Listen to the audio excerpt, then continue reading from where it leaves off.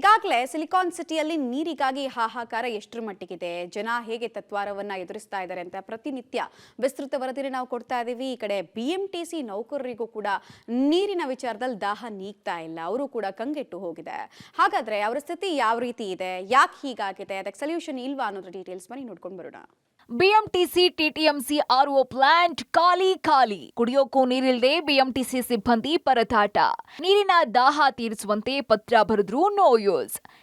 ಈ ಬಾರಿಯ ಬೇಸಿಗೆಯ ನೀರಿನ ಹಾಹಾಕಾರ ಅಕ್ಷರಶಃ ಬೆಂಗಳೂರಿನಲ್ಲಂತೂ ಹೈರಾಣಾಗಿಸ್ಬಿಟ್ಟಿದೆ.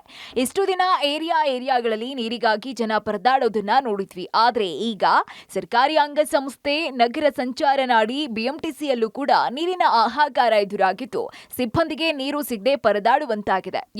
ಪ್ರತಿದಿನ 100 ಕಿಲೋಮೀಟರ್ ಬಸ್ ಓಡಿಸಬೇಕು. ನಗರದ ಟ್ರಾಫಿಕ್ ಸಿಗ್ನಲ್ಗಳಲ್ಲಿ ನಿಂತು ಜೀವ ಹೈರಾಣಾಗಿದೆ. ಡೇ ಅಂಡ್ ನೈಟ್ ಡ್ಯೂಟಿ ಮಾಡಬೇಕು. ಪ್ರಯಾಣಿಕರನ್ನ ಸೇಫ್ ಆಗಿ ಮನೆಗೆ ತಲುಪಿಸುವ ಜವಾಬ್ದಾರಿ ತಲೆ ಮೇಲಿರುತ್ತೆ. ಸುಡು ಬಿಸಿಲಿಗೆ ಡ್ಯೂಟಿ ಮಾಡೋದಿಕ್ಕೆ ಆಗ್ತಾ ಇಲ್ಲ. ದಾಹ ತೀರಿಸಿಕೊಳ್ಳೋದಿಕ್ಕೂ ಸಹ ಸರಿಯಾದ ನೀರಿನ ವ್ಯವಸ್ಥೆ ಮಾಡಿಲ್ಲ ಅನ್ನೋದು BMTC ಸಿಬ್ಬಂದಿಯ ನೋವಾಗಿದೆ. ಇನ್ನು ನಗರದಲ್ಲಿ ಒಟ್ಟು 53 TTMCಗಳಿದ್ದು, ಬಹುತೇಕ TTMCಗಳಲ್ಲಿ ನೀರಿನ ಅಭಾವ ಹೆಚ್ಚಾಗಿದೆ. ಸುಮಾರು 30,000 ಸಿಬ್ಬಂದಿಯನ್ನ ಒಳಗೊಂಡಿರುವಂತಹ ನಿಗಮದ RO ಪ್ಲಾಂಟ್ಗಳು ಅನೇಕ ದಿನಗಳಿಂದ ಕೆಟ್ಟು ನಿಂತಿದ್ರು.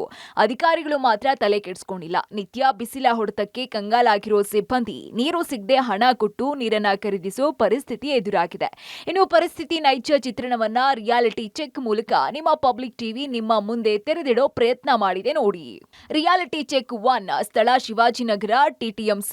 BMTCಯ ಸಿಬ್ಬಂದಿಗಳು ಕೂಡ ಈಗ ನೀರಿಗಾಗಿ ಪರದಾಡುವಂತಹ ಸ್ಥಿತಿ ನಿರ್ಮಾಣ ಆಗಿದೆ. ನನ್ನ ಹಿಂಭಾಗದಲ್ಲಿ ಗಮನಿಸಬಹುದು, ನಾನಿರುವಂಥದ್ದು ಶಿವಾಜಿನಗರ TTMCಯ RO ಪ್ಲಾಂಟ್ನ ಒಳಭಾಗದಲ್ಲಿದ್ದೇನೆ. TTMC ಒಳಭಾಗದಲ್ಲಿರುವಂತಹ ಕುಡಿಯುವ ನೀರಿನ ಘಟಕ. ಈ ಭಾಗದಲ್ಲಿ ನಿತ್ಯ ಸಾವಿರಾರು ಸಂಖ್ಯೆಯಲ್ಲಿ ಬಸ್ಗಳು ಓಡಾಟವನ್ನು ಮಾಡ್ತವೆ. ಜೊತೆಗೆ ಸಾವಿರಾರು ಸಂಖ್ಯೆಯಲ್ಲಿ ಪ್ರಯಾಣಿಕರಿರ್ಬೋದು, ಅದೇ ರೀತಿ ಸಿಬ್ಬಂದಿಗಳು ಕೂಡ ಓಡಾಟವನ್ನು ಮಾಡ್ತಾರೆ. ಪ್ರಮುಖವಾಗಿ TTMCಗಳಲ್ಲೇ ನೀರುಗಳನ್ನು ಸಂಗ್ರಹ ಮಾಡಿ ಅಲ್ಲಿಂದ ಹೋಗಲಿಕ್ಕೆ ಸಿದ್ಧತೆಯನ್ನು ಮಾಡಿಕೊಳ್ಳುವಂಥ ಸಿಬ್ಬಂದಿಗಳು ಬಹುತೇಕರೆಲ್ಲರೂ ಕೂಡ ಈ ನೀರಿನ ಘಟಕಗಳ ಮೇಲೆ ಅವಲಂಬಿತರಾಗಿದ್ದಾರೆ.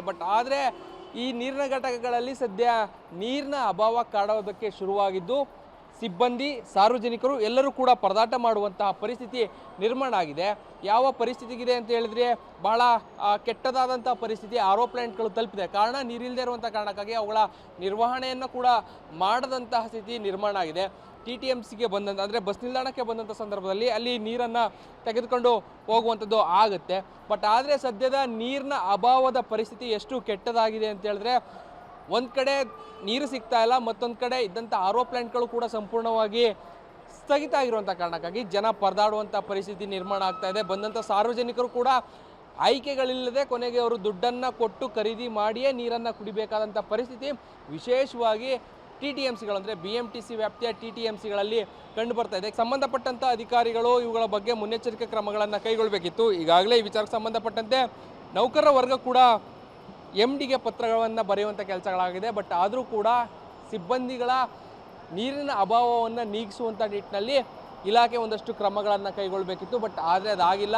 ನೀರಿನ ಸಮಸ್ಯೆ ಹೆಚ್ಚಾಗ್ತಾ ಇದೆ. ವಿಶೇಷವಾಗಿ ಕುಡಿಯುವ ನೀರಿನ ಸಮಸ್ಯೆ. ದಿನನಿತ್ಯ ಸಾವಿರಾರು ಜನರನ್ನು ಹೊತ್ತು ಸಾಗುವಂತಹ BMTCಯ ಸಿಬ್ಬಂದಿಗಳು ಇವತ್ತು ನೀರಿಲ್ಲದೆ ಪರದಾಡುವಂತಹ ಸ್ಥಿತಿ ನಿರ್ಮಾಣ ಆಗಿರೋದು ನಿಜಕ್ಕೂ ವಿಪರ್ಯಾಸ. ರಿಯಾಲಿಟಿ ಚೆಕ್ 2, ಸ್ಥಳ ಯಶವಂತಪುರ TTMC. BMTC ಸಿಬ್ಬಂದಿಗಳಿಗೂ ಸಹ ನೀರಿನ ಸಮಸ್ಯೆ ಆಗಿದೆ. ಬಸ್ ಸ್ಟ್ಯಾಂಡ್ಗಳಲ್ಲಿ ನೀರಿನ ವ್ಯವಸ್ಥೆ ಮಾಡಿ ಅಂತ ಖುದ್ದು MDಗೆ ಸಿಬ್ಬಂದಿಗಳು ಪತ್ರ ಬರೆದಿದ್ದಾರೆ. ಅದ್ರ ಬಗ್ಗೆ ವಿವರಣೆ ಕೊಡ್ತಾ ಒಂದು ರಿಯಾಲಿಟಿ ಚೆಕ್ ಮಾಡ್ತಿದ್ದೀವಿ. ನಾವೀಗ ಯಶವಂತಪುರ ಬಸ್ ನಿಲ್ದಾಣದಲ್ಲಿದ್ದೀವಿ. ಇಲ್ಲಿ ನೋಡ್ಬೋದು, ಈ ಹಿಂದೆ ವಾಟರ್ ಪ್ಲಾಂಟ್ ಈ ಥರ ಇರ್ತಿತ್ತು. ಈ ವಾಟರ್ ಪ್ಲಾಂಟಲ್ಲಿ ಕುಡಿಯೋದಕ್ಕೆ ನೀರು ಯೋಗ್ಯವಲ್ಲ ಅಂತ ಒಂದು ವರದಿ ಬಂದ ಮೇಲೆ ಈ ಪ್ಲಾಂಟ್ಗಳನ್ನು ಮುಚ್ಚೋದಕ್ಕೆ ಆಹಾರ ಇಲಾಖೆ ಆದೇಶ ಮಾಡಿತ್ತು. ಹಾಗಾಗಿ ಮುಚ್ಚಿದ್ದಾರೆ. ಒಂದು ಕ್ಲೋಸ್ ಆಗಿರುವಂತಹ ಒಂದು ಪ್ಲಾಂಟ್ನ ತೋರಿಸಿದೆ. ಮತ್ತು ಇಲ್ಲಿ ಹೊಸದಾಗಿ ಒಂದು RO ಪ್ಲಾಂಟ್ ಮಾಡಿದ್ದಾರೆ. ಇಲ್ಲಿ ನೀರಿನ ವ್ಯವಸ್ಥೆ ಆಗಿದೆ. ಇದೇ ರೀತಿ ನೀರಿನ ವ್ಯವಸ್ಥೆ ಎಲ್ಲ ಬಸ್ ಸ್ಟ್ಯಾಂಡ್ಗಳಲ್ಲೂ ಆದರೆ ಸಾರ್ವಜನಿಕರಿಗೂ ಅನುಕೂಲ ಆಗುತ್ತೆ. ನೋಡ್ತಿದ್ದೀರಾ, ಇಲ್ಲಿ ನೀರು ಕುಡಿಯೋ ನೀರು ಫಿಲ್ಟರ್ ಆಗಿ ಬರ್ತಿದೆ. ಇದನ್ನು ಸಾರ್ವಜನಿಕರು ಬಳಸ್ತಿದ್ದಾರೆ ಮತ್ತು ಡ್ರೈವರು ಮತ್ತು ಸಿಬ್ಬಂದಿಗಳು ಬಳಸ್ತಿದ್ದಾರೆ. ಡ್ರೈವರು ಮತ್ತು ಸಿಬ್ಬಂದಿಗಳು ಮನವಿ ಮಾಡಿರೋದಿಷ್ಟೇ, ಎಲ್ಲ ಬಸ್ ಸ್ಟ್ಯಾಂಡ್ಗಳಲ್ಲೂ ನಮಗೆ ನೀರಿನ ವ್ಯವಸ್ಥೆ ಮಾಡಿಕೊಡಿ. ಯಾಕೆಂದರೆ ನೀರಿಗೆ ತುಂಬ ಸಮಸ್ಯೆ ಆಗ್ತಿದೆ. ಹೊರಗಡೆ ನೀರು ಕೊಂಡ್ಕೊಳ್ಳೋದಕ್ಕಾಗಲ್ಲ. ಈಗ ಪತ್ರ ಬರೆದು ಅವ್ರು ಮನವಿ ಮಾಡ್ತಿರೋದು RO ಪ್ಲಾಂಟ್ಗಳನ್ನು ಸರಿ ಮಾಡಿಸಿ ನೀರಿನ ವ್ಯವಸ್ಥೆ ಮಾಡಿಸಿ ಅಂತ. ಇನ್ನು ಈ ಬಗ್ಗೆ ಜನವರಿಯಿಂದಾನೇ ಸಾರಿಗೆ ನೌಕರರ ಒಕ್ಕೂಟ ನಿಗಮಕ್ಕೆ ಪತ್ರ ಬರೆಯುವ ಮೂಲಕ ಕೆಟ್ಟಿರುವಂತಹ ಆರ್ಒ ಪ್ಲಾಂಟ್ ಸರಿಪಡಿಸುವಂತೆ ಮನವಿಯನ್ನ ಮಾಡಿತ್ತು. ಆದ್ರೆ ಅಧಿಕಾರಿಗಳು ಮಾತ್ರ ಕ್ಯಾರೆ ಅಂತಿಲ್ಲ. ಇನ್ನು ನೀರಿನ ಅಭಾವ ತಾರಕಕ್ಕೇರಿದ ಬಳಿಕ ಹೊರಭಾಗಗಳಿಂದ ಕ್ಯಾನ್ ಮೂಲಕ ನೀರಿನ ಸರಬರಾಜಿಗೆ ಮುಂದಾಗಿದೆ. ಆದ್ರೆ ಈ ನೀರು ಎಲ್ಲಾ ಸಿಬ್ಬಂದಿಗೂ ಸಾಕಾಗಿಲ್ವಾ ಅನ್ನೋದೇ ಸಿಟ್ಟು. ಸರ್, ಈಗ ಪ್ರತಿಯೊಂದು TTMCನಲ್ಲೂ ನಮ್ಮ ಕಾರ್ಮಿಕರನ್ನೇ ರಾತ್ರಿ ತಂಗುದಾಣಗಳಲ್ಲಿ 200-100 ಜನ ತಂಗಿರ್ತಾರೆ. ನೀರು ವ್ಯವಸ್ಥೆ ಇಲ್ಲ. ನಾವು ಜನವರಿ ಎಂಡು ಮತ್ತು ಫೆಬ್ರವರಿ ಮಧ್ಯಂತರದಲ್ಲಿ 2 ಬಾರಿ ಮನವಿ ಕೊಟ್ಟಿದ್ದೀವಿ ಮ್ಯಾನೇಜ್ಮೆಂಟಿಗೆ.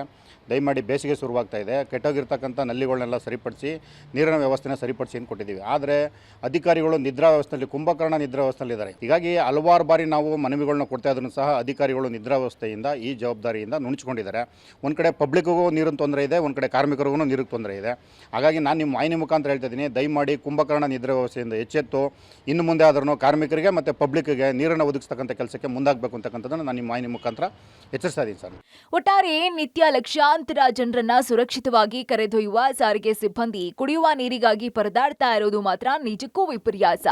ಇನ್ನಾದ್ರೂ ಅಧಿಕಾರಿಗಳು ಎಚ್ಚೆತ್ತುಕೊಳ್ತಾರಾ? ಕಾದು ನೋಡೋಣ. Raghu Mariswamy, metro bureau, public TV, Bengaluru.